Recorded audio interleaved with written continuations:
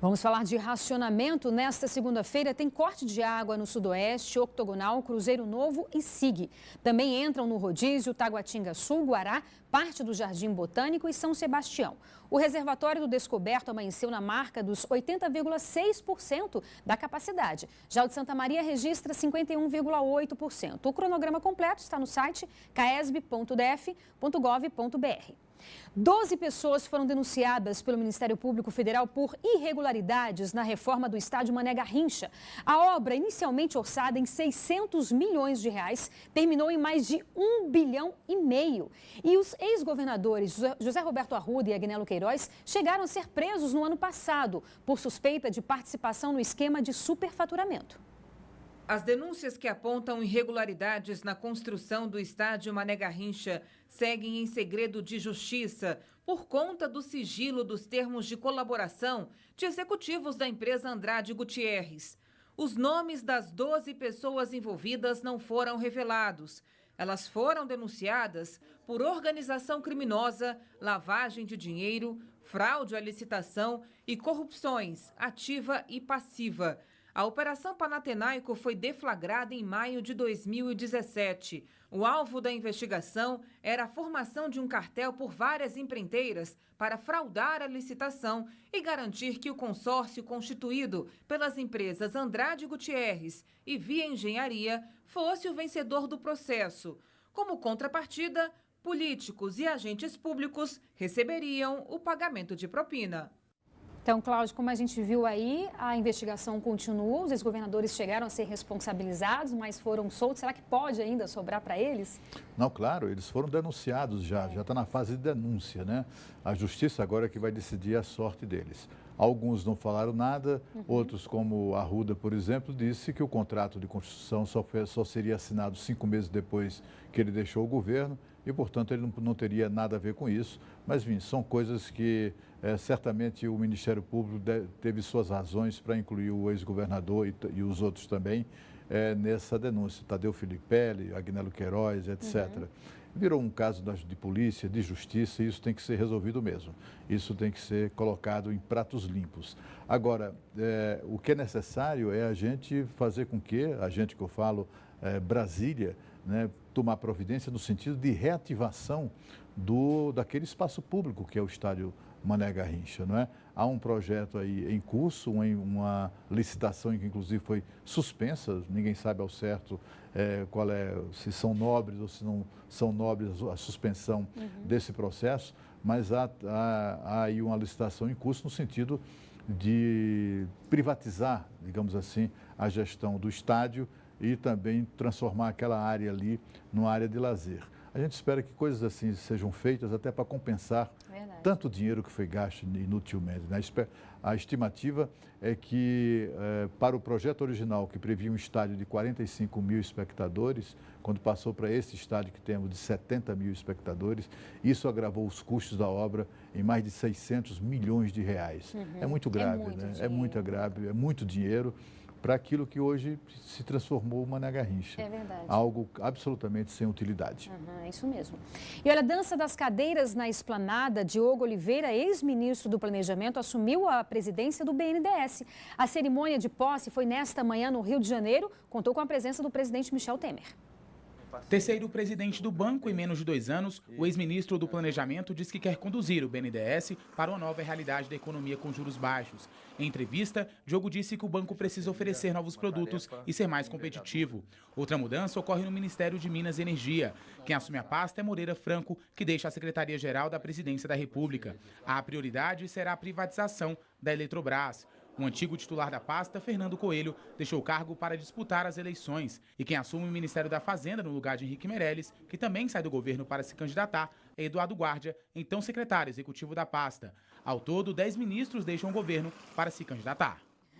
É muita gente, né, Cláudio? É muita gente, mas é assim, o governo precisa se organizar para cumprir esses 10 meses que restam, ou 9 meses que restam de administração Michel Temer. Essa composição aí tem um detalhe que parece curioso. a designação de Moreira Franco para o Ministério de Minas e Energia, que é um ministério muito ambicionado pela classe política e muito útil na composição para a formação de apoiamento do governo no Congresso Nacional. A escolha de Moreira Franco pode representar e representa a dificuldade que Temer teve de, afinal de contas, negociar bem esse ministério. O Moreira Franco já era ministro-chefe da Secretaria-Geral da Presidência da República, o que era muito forte, muito importante, mas o deslocamento dele para Minas e Energia mostra essa dificuldade do Temer na composição política já agora. É um sinal de fragilidade que deve estar preocupando o Palácio do Planalto. E olha, a jurisprudência do Supremo que permite a prisão de réus condenados em segunda instância pode voltar à discussão depois de amanhã. É nisso que apostam os advogados de Lula para tentar reverter a decisão que levou o ex-presidente para a cadeia. A maior esperança da defesa de Lula tem nome: Marco Aurélio Melo. O ministro se posicionou a favor de um habeas corpus para livrar o ex-presidente da prisão na semana passada, mas foi voto vencido. Marco Aurélio defende que o Supremo julgue duas ações declaratórias de constitucionalidade que questionam a prisão após condenação em segunda instância. Essa regra foi aprovada pela Corte há 2 anos, por placar apertado, de 6-5. Na próxima quarta-feira, o Supremo terá sessão plenária e Marco Aurélio poderá apresentar questão de ordem, propondo que a prisão após condenação em segunda instância volte a ser analisada pelos ministros. Mas Carmen Lúcia já pautou para a sessão desta quarta a análise de 2 habeas corpus apresentados pelas defesas do ex-ministro Antônio Palocci e do ex-prefeito de São Paulo, Paulo Maluf. No fim de semana, a defesa de Lula sofreu 2 derrotas. O Superior Tribunal de Justiça e o Supremo Tribunal Federal negaram pedidos de habeas corpus contra a prisão do ex-presidente. No sábado, Lula teve que se entregar à Polícia Federal e foi conduzido para Curitiba, onde começou a cumprir a pena de 12 anos e 1 mês de prisão por corrupção e lavagem de dinheiro. No processo do triplex, Lula foi acusado de receber R$2.200.000 da OAS por meio da reserva e reforma do imóvel no Guarujá, no litoral paulista. Segundo o Ministério Público, o dinheiro saiu de contratos da empreiteira com a Petrobras. Há outros 2 processos contra Lula aqui em Curitiba, nas mãos do juiz Sérgio Moro. Um deles apura a compra por parte da Odebrecht de um imóvel para o Instituto Lula, em São Paulo, que nunca foi usado, e de um apartamento vizinho ao do ex-presidente em São Bernardo do Campo. O segundo está relacionado ao sítio de Atibaia, no interior de São Paulo. Segundo os procuradores, o imóvel foi reformado e recebeu benfeitorias bancadas pela Odebrecht, OAS e Chain. O dinheiro teria sido desviado de contratos com a Petrobras. Em Brasília, Lula é réu em outras 4 ações, entre elas no caso da compra de caças suecos pelo governo brasileiro. No campo político, Lula deverá ser impedido de disputar as eleições de outubro, porque como foi condenado por um colegiado, ele passa a ser enquadrado na lei da ficha limpa. A decisão do Tribunal Superior Eleitoral, no entanto, só deve sair a partir da segunda quinzena de agosto.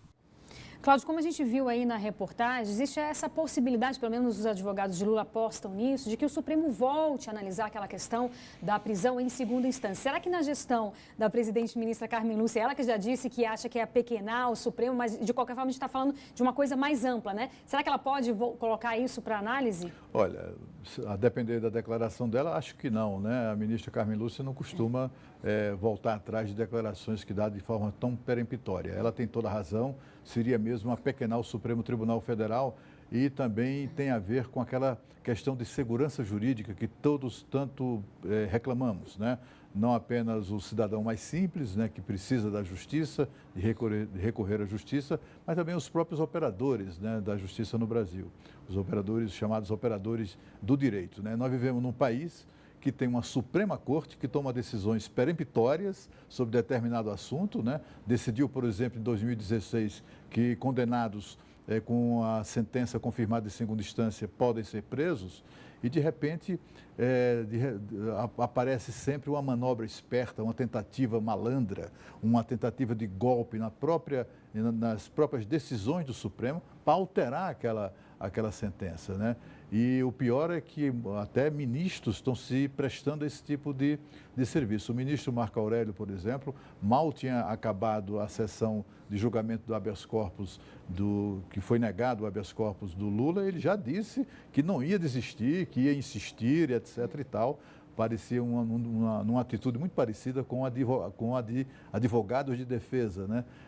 Mas o que mostra assim, o inconformismo de alguém, de um ministro, que foi derrotado no voto, foi voto vencido e não se curva a esse entendimento da própria corte, num comportamento muito distinto, por exemplo, muito diferente daquele da ministra Rosa Weber. Ela era contra a questão da prisão na segunda instância, mas se rendeu à decisão da maioria do plenário e passou a adotar o entendimento da maioria. E é isso que a gente espera de ministros da Suprema Corte. Não há nada de ilegal nessa questão, isso já foi pacificado no Supremo Tribunal Federal, e que a Suprema Corte não pode ficar sujeito, Renata, a mudanças de ideia ou de composição, porque isso pode, inclusive, fazer com que um presidente da República, ao escolher um novo ministro, estabeleça com ele alguma negociação espúria, no sentido de que ele, ocupando o cargo de ministro, possa provocar o reexame de alguma matéria que não seja do interesse do governo ou do presidente da República que o nomeia. Uma Suprema Corte, a Justiça do Brasil não pode ficar sujeita a esse tipo de manobra. E você vai ver a seguir, adolescente morre afogada perto da Ponte das Garças. O Band Cidade volta daqui a pouco e eu espero você.